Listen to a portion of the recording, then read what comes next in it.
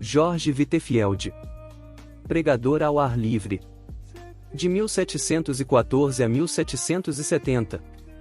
Mais de 100 mil homens e mulheres rodeavam o pregador, há mais de 200 anos, em Cambuslang, Escócia. As palavras do sermão, vivificadas pelo Espírito Santo, ouviam-se distintamente em todas as partes que formavam esse mar humano. É-nos difícil fazer uma ideia do vulto da multidão de 10 mil penitentes que responderam ao apelo para se entregarem ao Salvador. Estes acontecimentos servem-nos como um dos poucos exemplos do cumprimento das palavras de Jesus: na verdade vos digo que aquele que crê em mim também fará as obras que eu faço, e as fará maiores do que estas, porque vou para meu Pai. E João 14,12. Havia como um fogo ardente encerrado nos ossos deste pregador, que era George Whitefield. Ardia nele um zelo santo de ver todas as pessoas libertas da escravidão do pecado. Durante um período de 28 dias fez a incrível façanha de pregar a 10 mil pessoas diariamente. Sua voz se ouvia perfeitamente a mais de 1 quilômetro de distância, apesar de fraco de físico e de sofrer dos pulmões. Não havia prédio no qual coubessem os auditórios. Nos países onde pregou, armava seu púlpito nos campos, fora das cidades. Whitefield merece o título de príncipe dos pregadores ao ar livre, porque pregava em média 10 vezes por semana, e isso fez durante um período de 34 anos, em grande parte sob o teto construído por Deus, os céus. A vida de George Whitefield era um milagre. Nasceu em uma taberna de bebidas alcoólicas. Antes de completar 3 anos, seu pai faleceu. Sua mãe casou-se novamente, mas a George foi permitido continuar os estudos na escola. Na pensão de sua mãe, fazia a limpeza dos quartos, lavava roupa e vendia bebidas no bar. Estranho que pareça, e apesar de não ser salvo, interessava-se grandemente pela leitura das Escrituras, lendo a Bíblia até alta noite preparando sermões. Na escola era conhecido como orador, sua eloquência era natural e espontânea, um dom extraordinário de Deus, dom que possuía sem ele mesmo saber. Custeou os próprios estudos em Pembroke College, Oxford, servindo como garçom em um hotel. Depois de estar algum tempo em Oxford, ajuntou-se ao grupo de estudantes a que pertenciam João e Carlos Wesley. Passou muito tempo, como os demais do grupo, jejuando e esforçando-se para mortificar a carne, a fim de alcançar a salvação, sem compreender que a verdadeira religião é a união da alma com Deus e a formação de Cristo em nós. Acerca da sua salvação, escreveu algum tempo antes de morrer: sei o lugar onde... Todas as vezes que vou a Oxford, sinto-me impelido a ir primeiro a este lugar onde Jesus se revelou a mim, pela primeira vez, e me deu um novo nascimento. Com a saúde abalada, talvez pelo excesso de estudo, George voltou a casa para recuperá-la. Resolvido a não cair no indiferentismo, inaugurou uma classe bíblica para jovens que, como ele, desejavam orar e crescer na graça de Deus. Visitavam diariamente os doentes e os pobres, e frequentemente, os prisioneiros nas cadeias, para orarem com eles e prestarem-lhes qualquer serviço manual que pudessem. George tinha no coração um plano que consistia em preparar 100 sermões e apresentar-se para ser separado para o ministério. Porém, quando havia preparado apenas um sermão, seu zelo era tanto, que a igreja insistia em ordená-lo, tendo apenas 21 anos, apesar de ser regra não aceitar ninguém para tal cargo, com menos de 23 anos. O dia antes da sua separação para o ministério, passou em jejum e oração. Acerca desse fato, ele escreveu: à tarde, retirei-me para um alto, perto da cidade, onde orei com instância durante 2 horas, pedindo a meu favor e também por aqueles que estavam para ser separados comigo. No domingo, levantei-me de madrugada e orei sobre o assunto da epístola de Paulo a Timóteo, especialmente sobre o preceito: ninguém despreze a tua mocidade. Quando o ancião me impôs as suas mãos, se meu vil coração não me engana, ofereci todo o meu espírito, alma e corpo para o serviço no santuário de Deus. Posso testificar, perante os céus e a terra, que dei-me a mim mesmo, quando o ancião me impôs as mãos, para ser um mártir por aquele que foi pregado na cruz em meu lugar. Os lábios de Whitefield foram tocados pelo fogo divino do Espírito Santo na ocasião da sua separação para o ministério. No domingo seguinte, naquela época de gelo espiritual, pregou pela primeira vez. Alguns se queixaram de que 15 dos ouvintes enlouqueceram ao ouvirem o sermão. O ancião, porém, compreendendo o que se passava, respondeu que seria muito bom, se os 15 não se esquecessem da sua loucura antes de chegar o outro domingo. Wittefield nunca se esqueceu nem deixou de aplicar a si as seguintes palavras do Dr. Delaney: desejo, todas as vezes que subir ao púlpito, considerar essa oportunidade como a última que me é dada de pregar, e a última dada ao povo de ouvir. Alguém assim escreveu sobre uma de suas pregações: quase nunca pregava sem chorar e sei que as suas lágrimas eram sinceras. Ouviu dizer: vós me censurais porque choro. Mas, como posso conter-me, quando não chorais por vós mesmos, apesar das vossas almas mortais estarem à beira da destruição? Não sabeis se estáis ouvindo o último sermão, ou não, ou se jamais tereis outra oportunidade de chegar a Cristo. Chorava, às vezes, até parecer que estava morto e custava recuperar as forças. Disse que os corações da maioria dos ouvintes eram derretidos pelo calor intenso de seu espírito, como prata na fornalha do refinador. Quando estudante no colégio de Oxford, seu coração ardia de zelo e pequenos grupos de alunos se reuniam no seu quarto, diariamente, eles eram movidos, como os discípulos logo depois do derramamento do Espírito Santo, no Pentecoste. O Espírito continuou a operar poderosamente nele e por ele durante o resto da sua vida, porque nunca abandonou o costume de buscar a presença de Deus. Dividia o dia em 3 partes, 8 horas sozinho com Deus em estudos, 8 horas para dormir e as refeições, 8 horas para o trabalho entre o povo. De joelhos, lia, e orava sobre as leituras das Escrituras e recebia luz, vida e poder. Lemos que numa das suas visitas aos Estados Unidos, passou a maior parte da viagem a bordo, sozinho em oração. Alguém escreveu sobre ele: seu coração encheu-se tanto dos céus que anelava por um lugar onde pudesse agradecer a Deus, e sozinho, durante horas, chorava comovido pelo amor consumidor do seu Senhor. Suas experiências no ministério confirmavam a sua fé na doutrina do Espírito Santo, como o Consolador ainda vivo, o poder de Deus operando atualmente entre nós. A pregação de George Whitefield era feita de forma tão vivida que parecia quase sobrenatural. Conta-se que, certa vez pregando a alguns marinheiros, descreveu um navio perdido num furacão. Tudo foi apresentado em manifestações tão reais que, quando chegou ao ponto de descrever o barco afundando, alguns marinheiros pularam dos assentos, gritando: as baleeiras! As baleeiras! Em outro sermão falou acerca de um cego andando na direção de um precipício desconhecido. A cena foi tão real que, quando o pregador chegou ao ponto de descrever a chegada do cego à beira do profundo abismo, o camareiro Mor Chesterfield, que assistia, deu um pulo gritando: meu Deus! Ele desapareceu. O segredo, porém, da grande colheita de almas salvas não era sua maravilhosa voz nem a sua grande eloquência. Não era também porque o povo tivesse o coração aberto para receber o Evangelho, porque era tempo de grande decadência espiritual entre os crentes. Também não foi porque lhe faltasse oposição. Repetidas vezes Whitefield pregou nos campos, porque as igrejas fecharam-lhe as portas. Às vezes nem os hotéis queriam aceitá-lo como hóspede. Em Basingstoke foi agredido a pauladas. Em Staffordshire atiraram-lhe torrões de terra. Em Moorfield destruíram a mesa que lhe servia de púlpito e arremessaram contra ele o lixo da feira. Em Evesham, as autoridades, antes de seu sermão, ameaçaram prendê-lo, se pregasse. Em Exeter, enquanto pregava a 10.000 pessoas, foi apedrejado de tal forma que pensou haver chegado para ele a hora, como o ensanguentado Estevão, de ser imediatamente chamado à presença do Mestre. Em outro lugar, apedrejaram-no novamente, até ficar coberto de sangue. Verdadeiramente levava no corpo, até a morte, as marcas de Jesus. O segredo de tais frutos na sua pregação era o seu amor para com Deus. Quando ainda muito novo, passava noites inteiras lendo a Bíblia, que muito amava.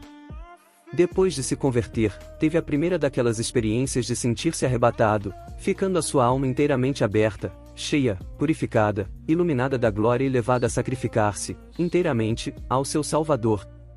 Desde então nunca mais foi indiferente em servir a Deus, mas regozijava-se no alvo de trabalhar de toda a sua alma, e de todas as suas forças, e de todo o seu entendimento. Só achava interesse nos cultos e escreveu para sua mãe que nunca mais voltaria ao seu emprego. Consagrou a vida completamente a Cristo. E a manifestação exterior daquela vida nunca excedia a sua realidade interior, portanto, nunca mostrou cansaço nem diminuiu a marcha durante o resto de sua vida. Apesar de tudo, ele escreveu: a minha alma era seca como o deserto. Sentia-me como encerrado dentro de uma armadura de ferro.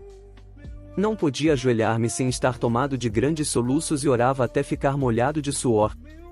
Só Deus sabe quantas noites fiquei prostrado, de cama, gemendo, por causa do que sentia, e ordenando, em nome de Jesus, que Satanás se apartasse de mim. Outras vezes passei dias e semanas inteiros prostrado em terra, suplicando para ser liberto dos pensamentos diabólicos que me distraíam.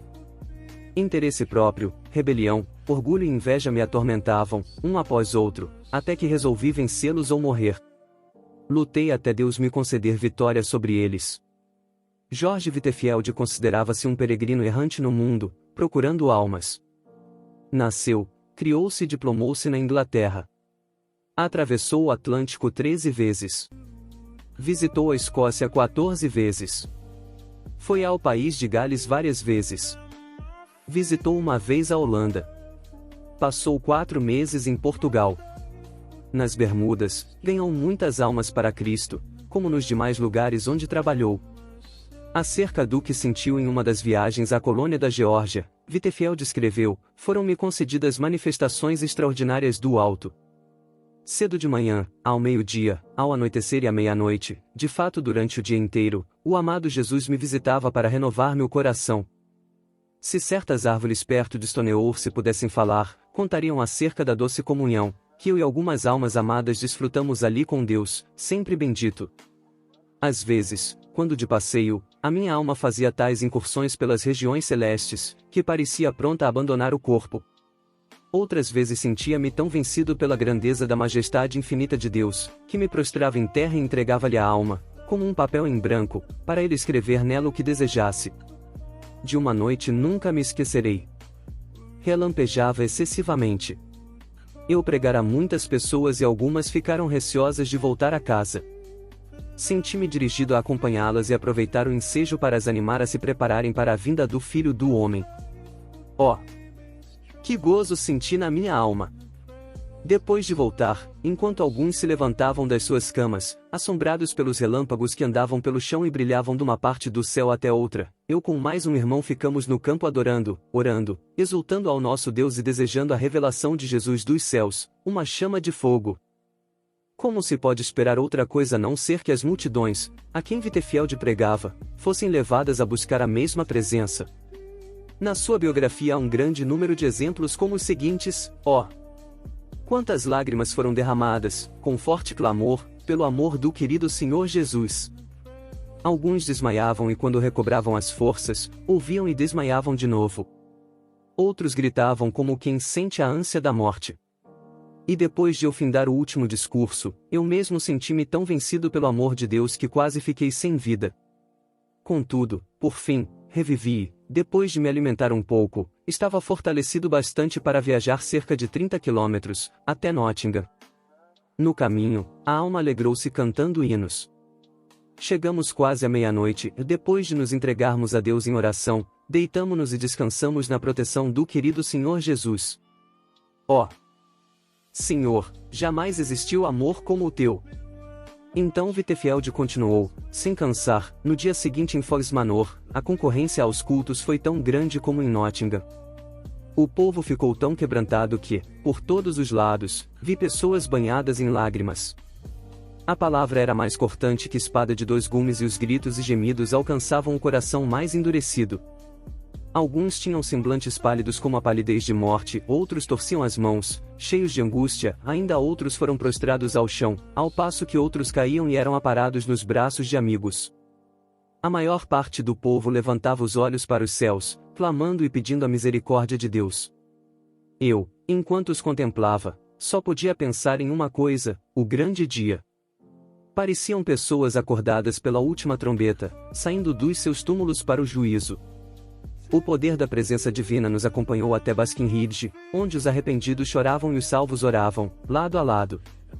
O indiferentismo de muitos transformou-se em assombro, e o assombro, depois, em grande alegria. Alcançou todas as classes, idades e caracteres. A embriaguez foi abandonada por aqueles que eram dominados por esse vício. Os que haviam praticado qualquer ato de injustiça foram tomados de remorso. Os que tinham furtado foram constrangidos a fazer restituição. Os vingativos pediram perdão. Os pastores ficaram ligados ao seu povo por um vínculo mais forte de compaixão. O culto doméstico foi iniciado nos lares. Os homens foram levados a estudar a palavra de Deus e a terem comunhão com o seu Pai, nos céus. Mas não foi somente os países populosos que o povo afluiu para ouvir. Nos Estados Unidos, quando eram ainda um país novo, ajuntaram-se grandes multidões dos que moravam longe um do outro, nas florestas. O famoso Benjamin Franklin, no seu jornal, assim noticiou essas reuniões: quinta-feira o reverendo Whitefield partiu de nossa cidade, acompanhado de 150 pessoas a cavalo, com destino a Chester, onde pregou a 7.000 ouvintes, mais ou menos. Sexta-feira pregou 2 vezes em Williamstown a quase 5.000, no sábado, em Newcastle, pregou a cerca de 2.500, e na tarde do mesmo dia, em Christiana Bridge, pregou a quase 3.000, no domingo, em Whiteclay Creek, pregou 2 vezes, descansando uma meia hora entre os sermões a 8.000 pessoas, das quais, cerca de 3.000, tinha vindo a cavalo. Choveu a maior parte do tempo, porém, todos se conservaram em pé, ao ar livre. Como Deus estendeu a sua mão para operar prodígios por meio de seu servo, vê-se no seguinte: num estrado perante a multidão, depois de alguns momentos de oração em silêncio, Whitefield anunciou de maneira solene o texto: é ordenado aos homens que morram uma só vez, e depois disto vem o juízo. Depois de curto silêncio, ouviu-se um grito de horror, vindo de um lugar entre a multidão. Um pregador presente foi até o local da ocorrência, para saber o que tinha acontecido. Logo voltou e disse: irmão Whitefield, estamos entre os mortos e os que estão morrendo. Uma alma imortal foi chamada à eternidade. O anjo da destruição está passando sobre o auditório. Clame em alta voz e não cesse. Então foi anunciado ao povo que um dentre a multidão havia morrido. Então Whitefield leu a segunda vez o mesmo texto: é ordenado aos homens que morram uma só vez. Do local onde a senhora Huntington estava em pé, veio outro grito agudo. De novo, um tremor de horror passou por toda a multidão quando anunciaram que outra pessoa havia morrido. Whitefield, porém, em vez de ficar tomado de pânico, como os demais, suplicou graça ao ajudador invisível e começou, com eloquência tremenda, a prevenir os impenitentes do perigo. Não devemos concluir, contudo, que ele era ou sempre solene ou sempre veemente. Nunca houve quem experimentasse mais formas de pregar do que ele. Apesar da sua grande obra, não se pode acusar Whitefield de procurar fama ou riquezas terrestres. Sentia fome e sede da simplicidade e sinceridade divina. Dominava todos os seus interesses e os transformava para a glória do reino do seu Senhor. Não ajuntou ao redor de si os seus convertidos para formar outra denominação, como alguns esperavam. Não, apenas dava todo o seu ser, mas queria mais línguas, mais corpos, mais almas a usar para o Senhor Jesus. A maior parte de suas viagens à América do Norte foram feitas a favor do orfanato que fundara na colônia da Geórgia. Vivia na pobreza e esforçava-se para granjear o necessário para o orfanato. Amava os órfãos ternamente, escrevendo-lhes cartas e dirigindo-se a cada um pelo nome. Para muitas dessas crianças, ele era o único pai, o único meio de elas terem o sustento. Fez uma grande parte da sua obra evangelística entre os órfãos e quase todos permaneceram crentes fiéis, sendo que um bom número deles se tornaram ministros do Evangelho. Whitefield não era de físico robusto, desde a mocidade sofria quase constantemente, anelando, muitas vezes, partir e estar com Cristo. A maior parte dos pregadores acham impossível pregar quando estão enfermos como ele. Assim foi que, aos 65 anos de idade, durante sua 7ª viagem à América do Norte, findou a sua carreira na terra, uma vida escondida com Cristo em Deus e derramada num sacrifício de amor pelos homens. No dia antes de falecer, teve de esforçar-se para ficar em pé. Porém, ao levantar-se, em Exeter, perante um auditório demasiado grande para caber em qualquer prédio, o poder de Deus veio sobre ele e pregou, como de costume, durante 2 horas. Um dos que assistiram disse que seu rosto brilhava como o sol. O fogo aceso no seu coração no dia de oração e jejum, quando da sua separação para o ministério, ardeu até dentro dos seus ossos e nunca se apagou. Jeremias 20.9. Certo homem eminente dissera a Whitefield: não espero que Deus chame o irmão, breve, para o lar eterno, mas quando isso acontecer, regozijar-me-ei ao ouvir o seu testemunho. O pregador respondeu: então ficará desapontado, morrerei calado. A vontade de Deus é dar-me tantos ensejos para testificar dele durante minha vida, que não me serão dados outros na hora da morte. E sua morte ocorreu como predissera. Depois do sermão, em Exeter, foi a Newburyport para passar a noite na casa do pastor. Ao subir para o quarto de dormir, virou-se na escada e, com a vela na mão, proferiu uma curta mensagem aos amigos que ali estavam e insistiam em que pregasse. Às 2 horas da madrugada acordou. Faltava-lhe o fôlego e pronunciou para o seu companheiro as suas últimas palavras na terra: estou morrendo. No seu enterro, os sinos das igrejas de Newburyport dobraram e as bandeiras ficaram a meia haste. Ministros de toda a parte vieram assistir aos funerais, milhares de pessoas não conseguiram chegar perto da porta da igreja, por causa da imensa multidão. Conforme seu pedido, foi enterrado sob o púlpito da igreja. Se quisermos os mesmos frutos de ver milhares salvos, como George Whitefield os teve, temos de seguir o seu exemplo de oração e dedicação. Alguém pensa que é tarefa demais? Que diria George Whitefield, junto, agora, com os que levou a Cristo, se lhe fizéssemos essa pergunta?